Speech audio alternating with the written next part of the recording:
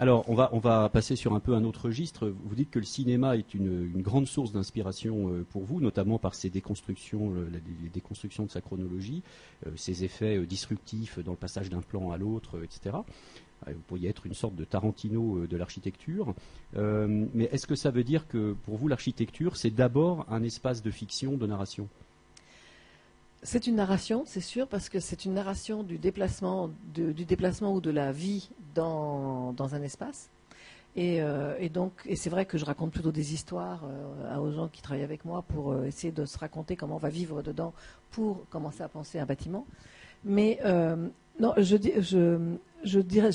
disais ça toujours à propos du fait que je fais partie de cette génération qui a vu arriver la télé, pas bébé, mais après.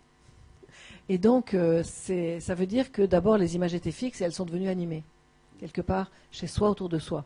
Et on allait au cinéma peu, parce que j'y suis allée tard.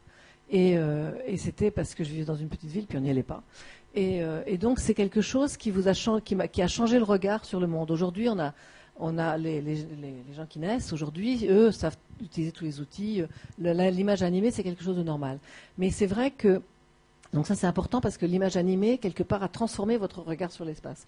Et le film, en plus, Tarantino ou Altman, dans la déconstruction qu'il faisait de la narration, permettent de faire en sorte que on découvre la solution à l'histoire ou la conclusion à l'histoire. On la connaît au début, mais en fait, on est quand même surpris par la façon dont elle aboutit, mais on n'a pas besoin qu'elle aboutisse puisqu'on le sait, enfin, quelque chose comme ça. Et en même temps, ce qui m'intéresse dans le cinéma, c'est le fait que quand on fait le montage, on peut passer d'un espace dans un autre sans avoir besoin d'ouvrir une porte, puisqu'on est là, et en même temps, on peut être de l'autre côté, et en même temps, on peut regarder dans l'autre sens, et en même temps, on peut passer, on est directement de l'autre côté. Et ça, en quelque sorte, c'est ce qu'on appelait, alors je ne sais pas si on l'appelle toujours l'espace virtuel, et c'est ça sur lequel on travaillait dans les années 90, déjà, en se disant, on va imaginer maintenant l'architecture du virtuel. Mais je reviens un peu à mon écran de tout à l'heure. Finalement, c'est pas un peu ça aussi, votre solution, puisque d'une certaine manière, il amène cette narration et cette capacité à... Oui, mais là, encore une fois de plus, l'écran, la narration, elle n'est que par les yeux. Et elle n'est pas par le corps. C'est-à-dire que le corps ne se déplace pas. Le corps ne bouge plus, donc vous pouvez rester au milieu de votre pièce statique, et ce ne sont que vos yeux qui imaginent quelque chose. Donc je pense que malgré tout, on a encore deux bras, deux jambes et un corps, et qu'on a besoin de faire bouger ses articulations, autrement elle devient figée, autrement on devient juste pourquoi pas mettre juste notre tête au milieu, et puis on se coupe la tête et c'est fini.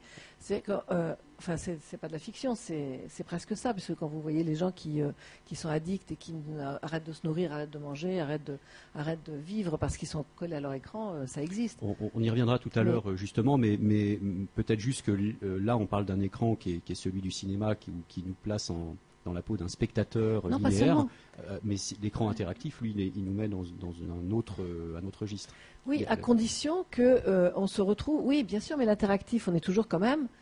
Qu'est-ce que vous devez faire? Vous devez mettre vos mains dessus pour le faire bouger, pour le changer? Ou c'est un rapport entre votre cerveau et votre main?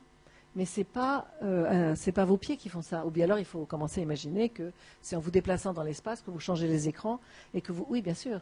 Mais ça, effectivement, on avait réfléchi une fois là-dessus. Il peut y avoir du comportement dans le... Mais on y viendra tout à l'heure sur ce sujet plus particulier.